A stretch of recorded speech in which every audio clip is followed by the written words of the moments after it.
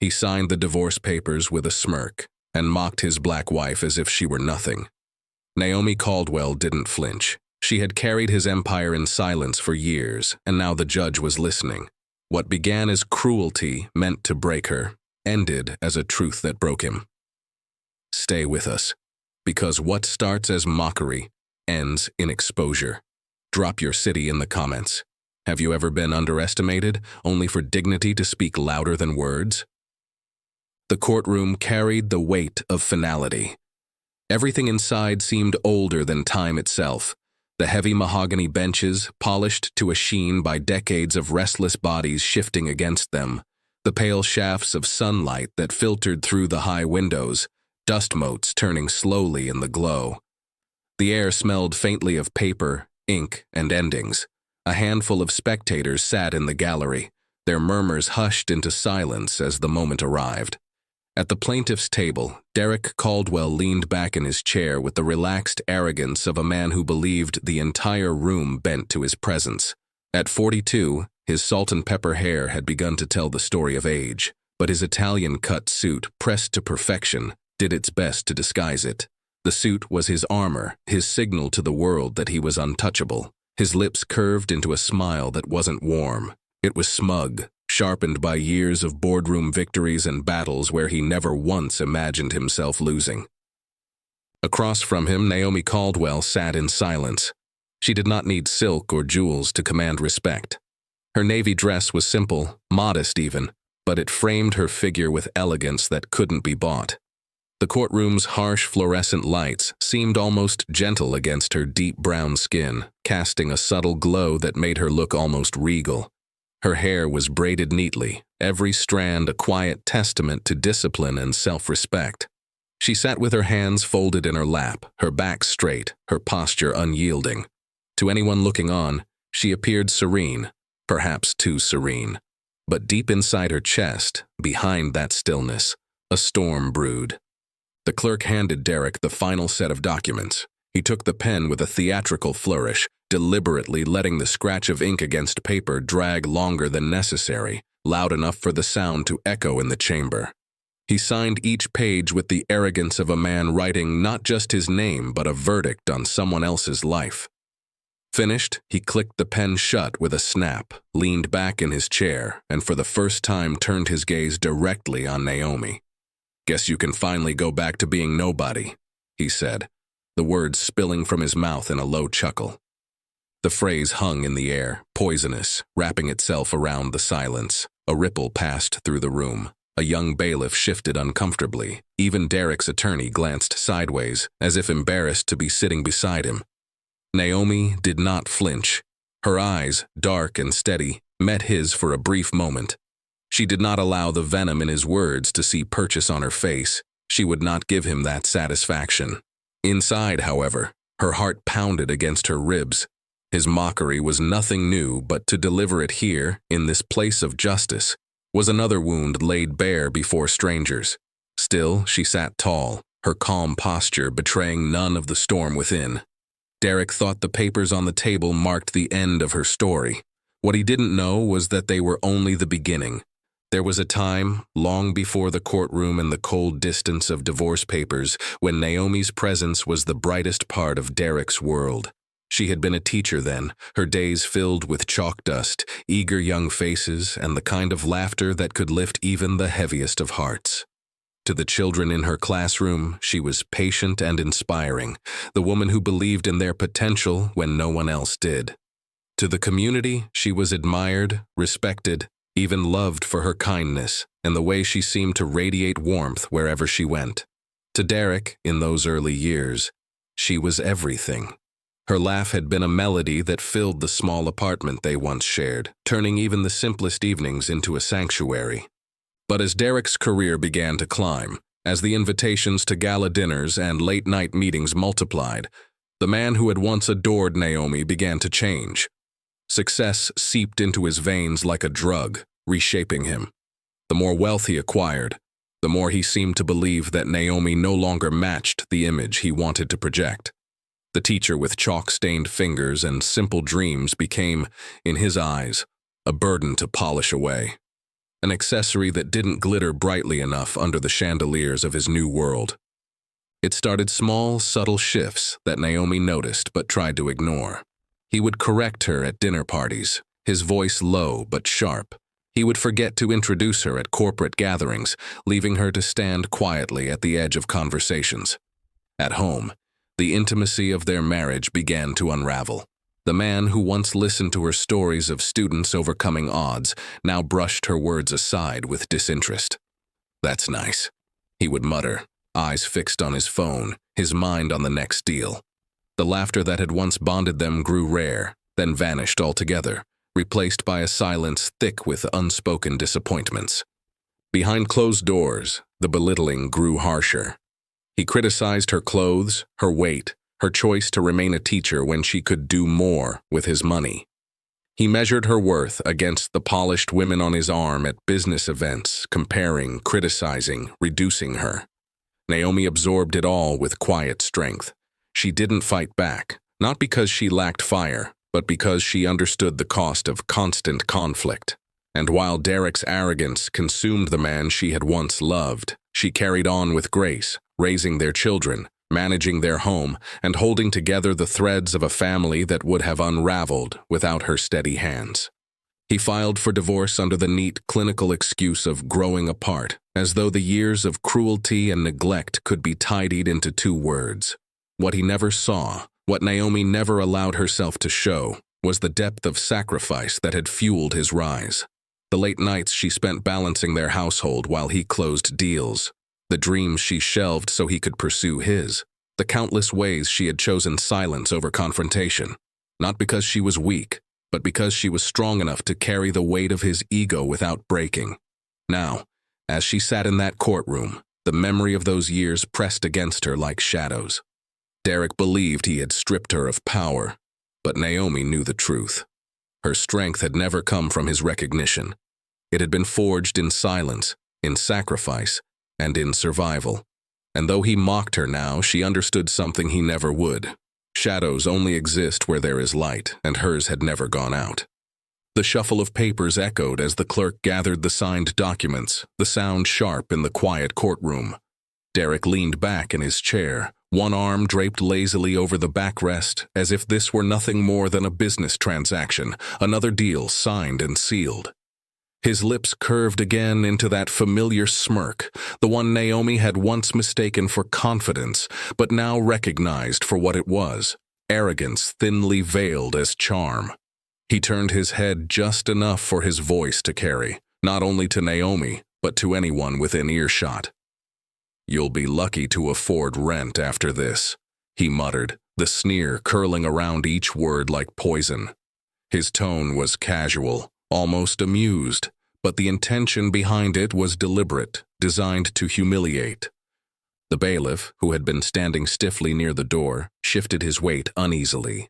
The man's eyes darted briefly to Naomi, then back down to the floor, as though witnessing cruelty in a place built for justice left him unsettled. Even Derrick's own attorney, a polished man with horn-rimmed glasses and years of courtroom decorum behind him, cleared his throat and adjusted his tie. He avoided looking at Naomi altogether, his face tightening with a discomfort he couldn't quite hide. Naomi didn't flinch. She didn't lower her gaze, nor did she fire back words that Derrick no doubt wanted her to say.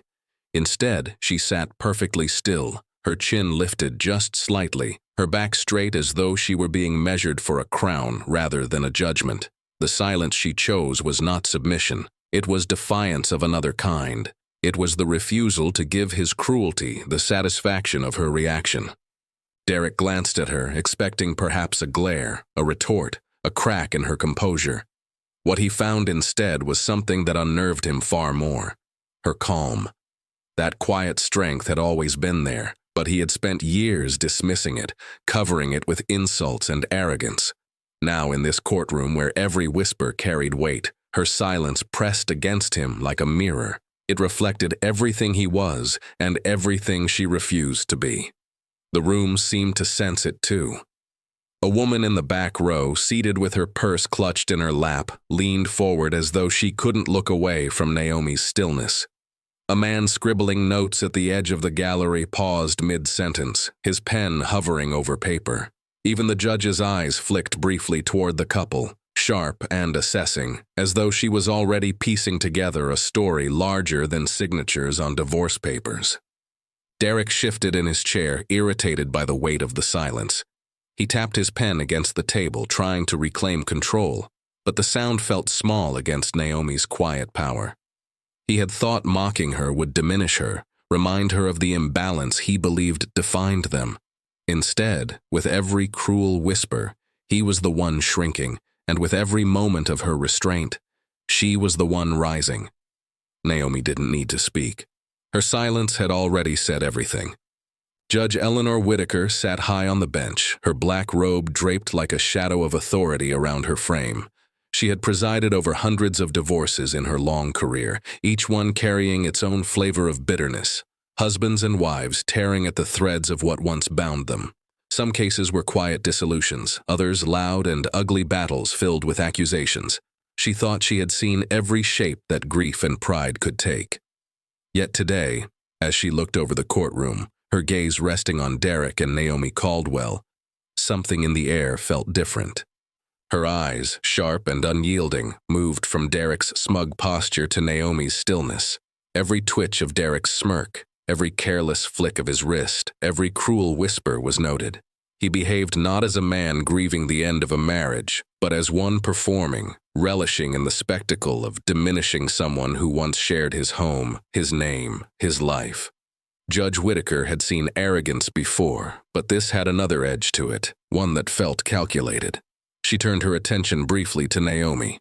The woman's composure was striking. There were no rolling eyes, no clenched fists, no visible battle to contain herself. Instead, she sat with an almost regal calm, her silence more eloquent than any testimony could have been. It unsettled Derrick. She could see it in the way he shifted, the irritation that flickered across his face when Naomi refused to react. Whitaker recognized it instantly, the desperation of a man who needed to feel bigger by making someone else feel smaller.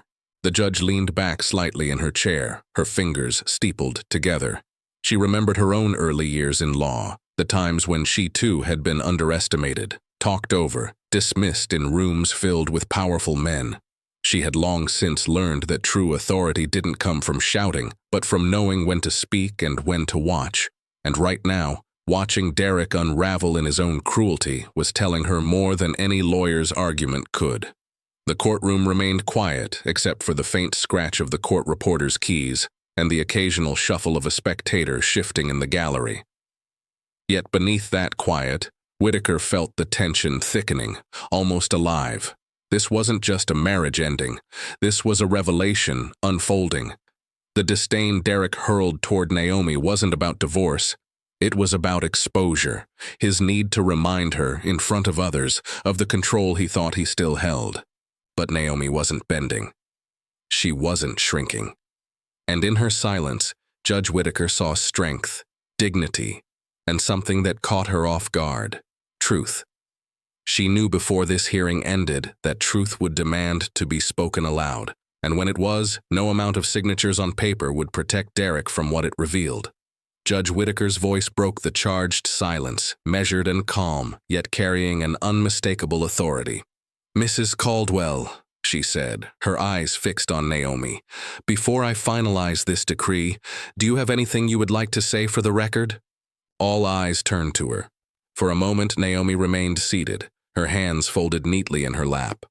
The weight of years pressed on her shoulders, the sacrifices unseen, the humiliations endured, the love once given so freely and returned with indifference.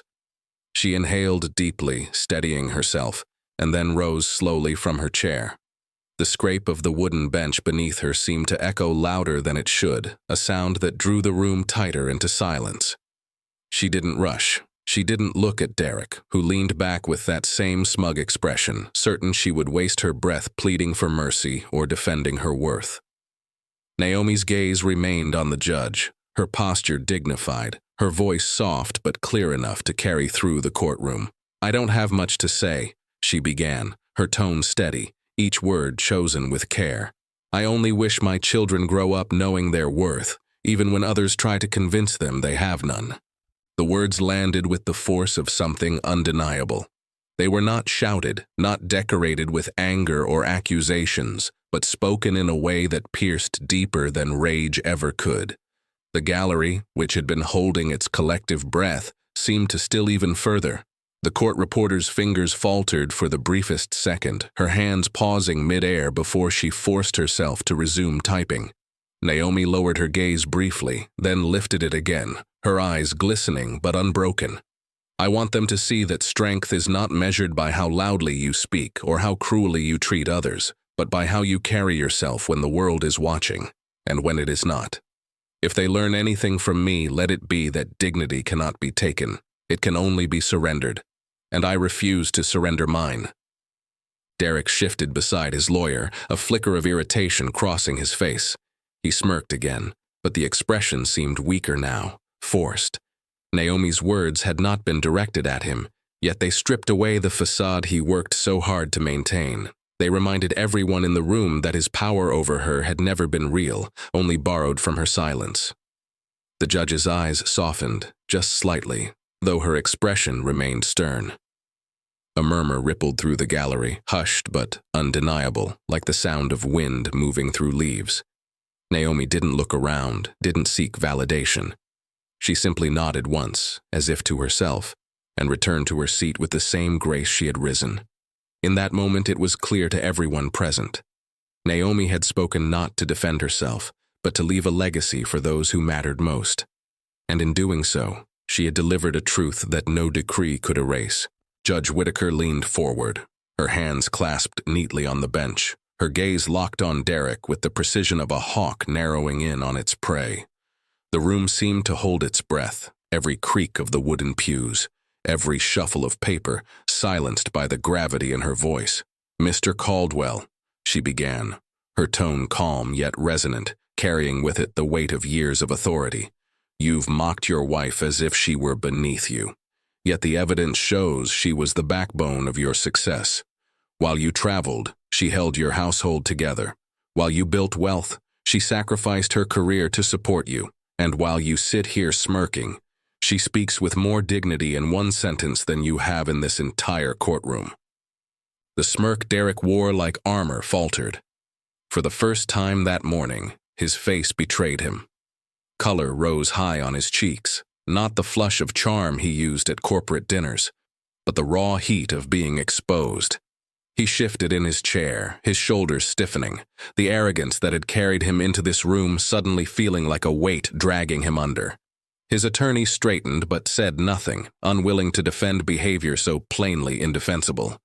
The judge didn't raise her voice. She didn't need to. The stillness in her tone was sharper than a shout. "Do you believe success comes from standing on someone's shoulders only to pretend they never carried you? Because from where I sit, the record of your life tells a different story. The foundation of your wealth and your career was not built in boardrooms alone. It was built in the sacrifices of the woman sitting across from you." Naomi remained quiet, her eyes lowered, her expression calm.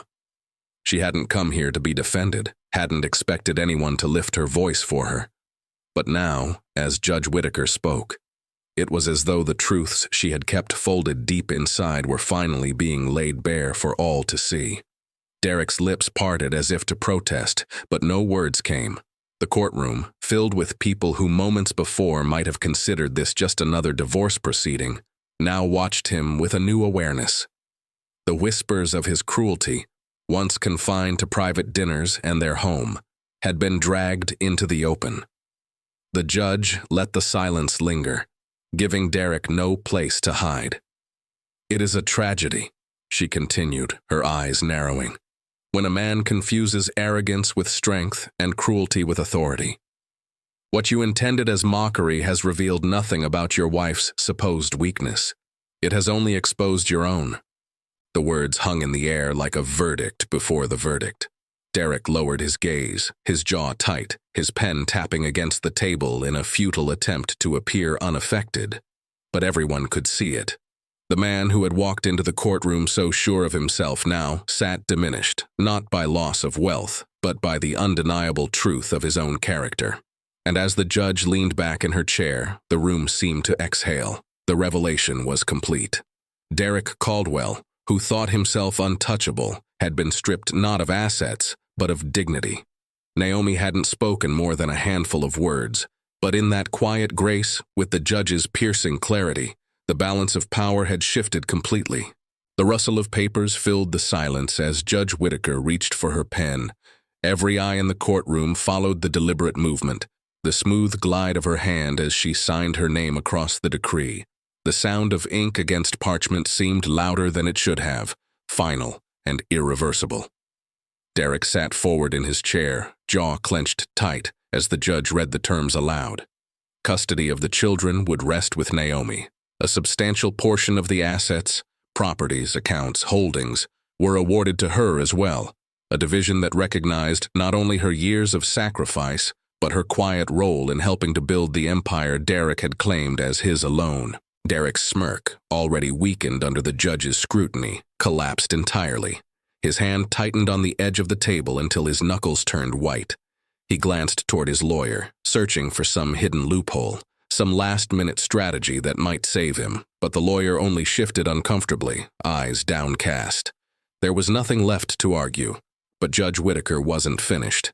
She set her pen down with care, folded her hands, and leaned forward, her gaze piercing through Derrick like glass under flame. "Mr. Caldwell," she said, her voice steady, each syllable deliberate, "you came here to strip this woman of her dignity. Instead, you exposed your own lack of it. This court may settle property, but character settles itself. And today, Mrs. Caldwell stands taller than you ever could." The words reverberated through the chamber like a bell tolling. A murmur rippled across the gallery, spectators shifting, whispering, some even nodding to themselves. The bailiff's brow lifted slightly, his stern face betraying a flicker of agreement. The court reporter's fingers faltered once more, as though even she, trained to remain detached, couldn't help but absorb the weight of the statement. Derrick opened his mouth as if to respond, to sneer or retort, but nothing came. His throat tightened, his tongue heavy. For a man accustomed to boardrooms and speeches, to always having the last word, the silence that followed his attempt was damning.